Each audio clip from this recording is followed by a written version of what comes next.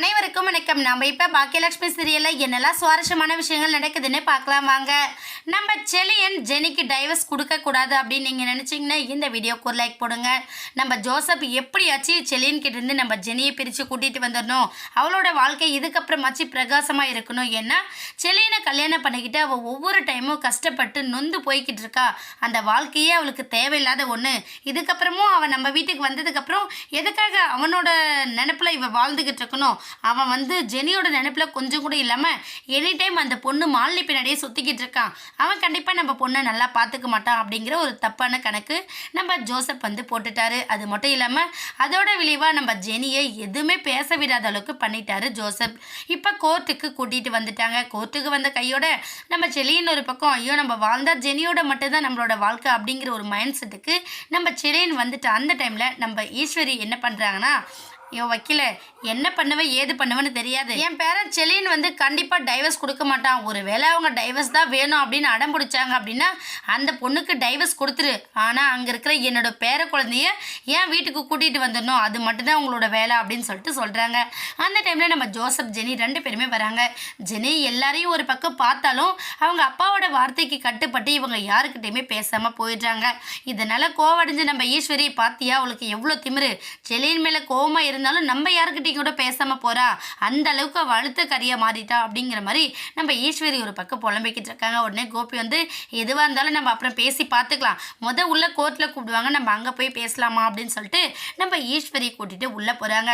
உள்ள போன கையோட எல்லாரும் கேஸ் நடத்த தயாராக இருக்கு. அந்த சமயத்தில் நம்ம ஜட்ஜையா ஜெனிஃபரோட கேஸ் விஷயமா செலியனை விசாரிக்கணும் அப்படின்னு சொல்லிட்டு செலியனை கூப்பிட்டு நிற்க வைக்கிறாங்க. செலியனும் ஜெனியும் எதிர் நிற்கும் போது நம்ம செலியன் அப்படியே கண் கலங்கி நிற்கிறாரு. என்ன நான் ஜெனி உன்னை மிஸ் பண்ண விரும்பல அப்படிங்கிற அளவுக்கு நம்ம செலியன் அவரோட ஃபேஸ் ரியாக்ஷனில் எல்லாத்தையும் தெரியப்படுத்துகிறாங்க.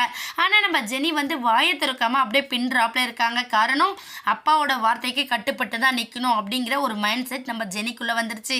என்னதான் மைண்ட் செட் வந்தாலும் செலியனை டைவர்ஸ் பண்ணணும் அப்படிங்கிற ஒரு எண்ணம் இன்னை வரையுமே நம்ம ஜெனி மனசுக்குள்ளே வந்ததில்லை. இப்போ வேறு வழி இல்லாமல் இந்த டைவர்ஸ் கொடுக்குற இடத்த வரையும் நம்ம ஜெனி கண்டிப்பாக ஜட்ஜையை கேட்கும்போது நான் செலியனோட சேர்ந்து வாழ்வேன் அப்படிங்கிற ஒரு முடிவு சொன்னாங்கன்னா நம்ம யாருமே எதிர்பாராத அளவு ஒரு பெரிய ட்விஸ்டாகவே அது இருக்கும். ஆனால் கண்டிப்பாக நம்ம ஜோசப் அந்த லெவலுக்கு போக விட மாட்டார். ஏன்னா எப்படியாச்சும் பிரிக்கணும்னு முயற்சி பண்ணி தான் இந்த லெவலுக்கு கூட்டிகிட்டு வந்துட்டாங்க. இப்போ நம்ம ஜட்ஜையை கூப்பிட்டு நிற்க வச்சது நம்ம ஜெனிக்கு வச்சிருந்த வக்கீல் என்ன பண்ணுறாருன்னு பார்த்தீங்கன்னா, எதிர்கட்சியாக இருக்கிற செலியன் என்னோட கட்சிக்காரர் ஜெனியோட வாழ்க்கையை நாசம் பண்ணது மட்டும் இல்லாமல் அவங்கள டெய்லி துன்புறுத்திக்கிட்டு இருக்காரு அப்படிங்கிற விஷயத்த அந்த வக்கீல் அவங்களோட முன்வாதமாக வைக்கிறாங்க. இதை கேட்டதுமே நம்ம ஈஸ்வரி கோவத்தில் கொந்தளிக்க ஆரம்பிச்சிடறாங்க. யோ என்னையா நினச்சிக்கிட்டு இருக்க நீ, உன் பொண்ணு தான் அங்கே கஷ்டப்பட்டு நொந்து நூடுல்ஸ் ஆகி போயிருக்காளா? என் பேரன் வீட்டில் ஒவ்வொரு நாளும் கஷ்டப்பட்டுட்டு தான் இருந்தான். உன் பொண்ணை என்ன துன்புறுத்துறாங்க, யாரும் செய்யாத தப்பு ஒன்றும் செஞ்சிடல அப்படிங்கிற மாதிரி நம்ம ஈஸ்வரி கோர்ட்டுக்குள்ளேயே நம்ம ஜோசப்பை கிளின்னு கிழிச்சிக்கிட்டு இருக்காங்க. இதை எதிர்பாராத நம்ம கோபி பாக்கியம் ஒரு பக்கம் அம்மா தயவு செஞ்சு உட்காருங்க, இது கோர்ட்டு, நம்ம இஷ்டத்துக்கு சத்தம் போடக்கூடாது அப்படிங்கிற மாதிரி அவங்க எவ்வளவோ கண்ட்ரோல் பண்ண பார்க்குறாங்க. ஆனால் ஈஸ்வரி கோவத்தில் அவங்க இஷ்டத்துக்கு கத்திக்கிட்டு இருக்காங்க.